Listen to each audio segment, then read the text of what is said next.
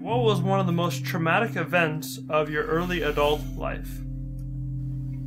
Well, I'd have to say probably losing my left leg above the knee in World War II. It's probably the most dramatic. Because before that, I had a completely different vision of what I wanted to do in life. I had a dream of being a baseball player, sports, everything like that. Now I was a crippled, and that wasn't easy to accept. So I went through a lot of denial, a lot of anger, fear. All those feelings came in, uncomfortable feelings. And to deal with those feelings is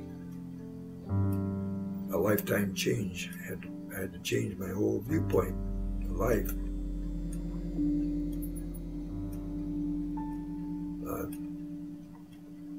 I guess that's probably the most dramatic thing in my life that I can think of right now. And at that age, I was just 19 years old.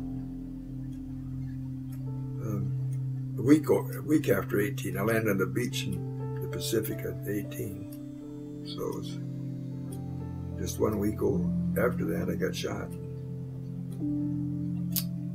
And went through a lot of pain, a lot of misery. Almost died in the hospital until they cut it off. Like I say, there's two ways. The physical part was actually easier than the emotional part because, you know, the pain and those kinds of things go away.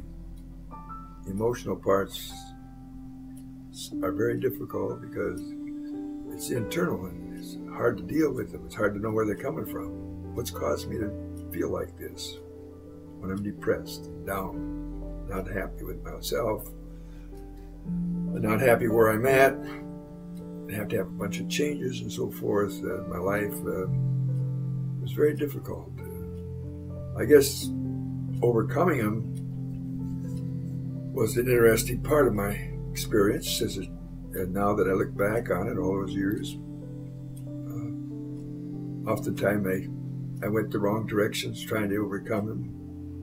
Got in a dead-end street and got nowhere that way. And had to go back and start over again. And I think we all have to, once in a while, stop and look at ourselves seriously and our emotions to see exactly where are we headed for? Are we headed the right direction that we want to go? Sometimes we don't have control of it.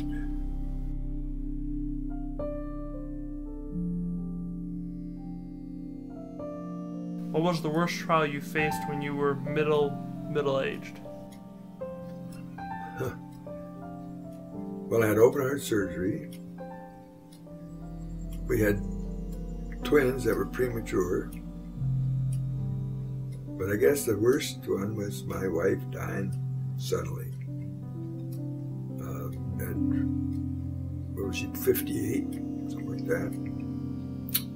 With me, and I had 2 children and my aged mother living with me to take care of. Yeah, that would be definitely a tough one, middle age. She was my big support. But then when I lost her, it was like pulling the rug out from under me. I had no support, really. I lost my biggest support. And so for a while, and I had to teach school. I had to go back to school 3 weeks after she died, start teaching again, 4th graders. Oh boy. I went to a psychiatrist because I was so depressed and going through kinds of things. I didn't know what was going on, so he gave me some pills. And that was the worst thing I could have done because I about fainted one day in school, and then it got really bad, and I finally realized that forget taking the pills, I got to do this. So then I called up the hospital and asked them if they had some places where I could come and talk to somebody, because my mother was not very conducive. She wasn't a good talking person, so we didn't communicate too well. And my kids, they were busy going to school too, so I ended up talking to somebody that was the head of the bereavement counseling, helping other people get over their loss of their loved ones.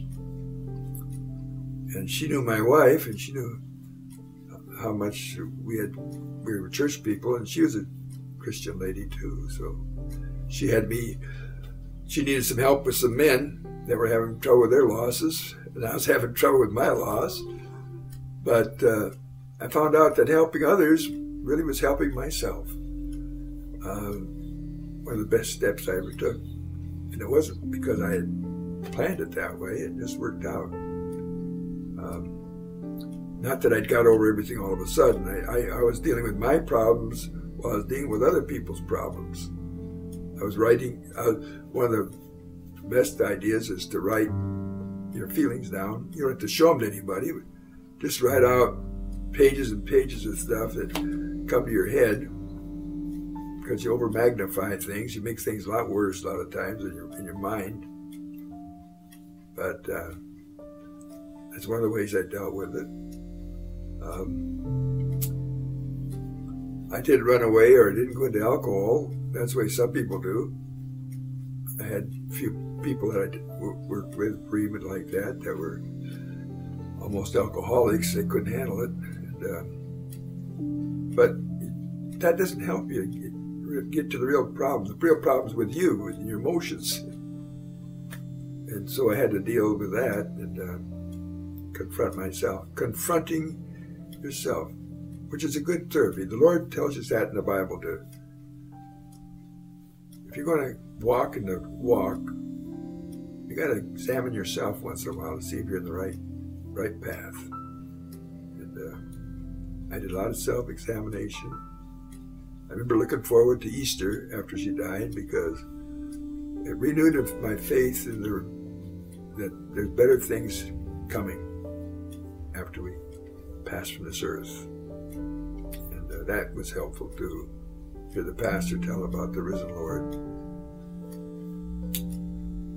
Life is not always fair. Sometimes you have to accept the fact that things happen to good people too, and they feel that God let them down or somebody let them down and it wasn't their fault.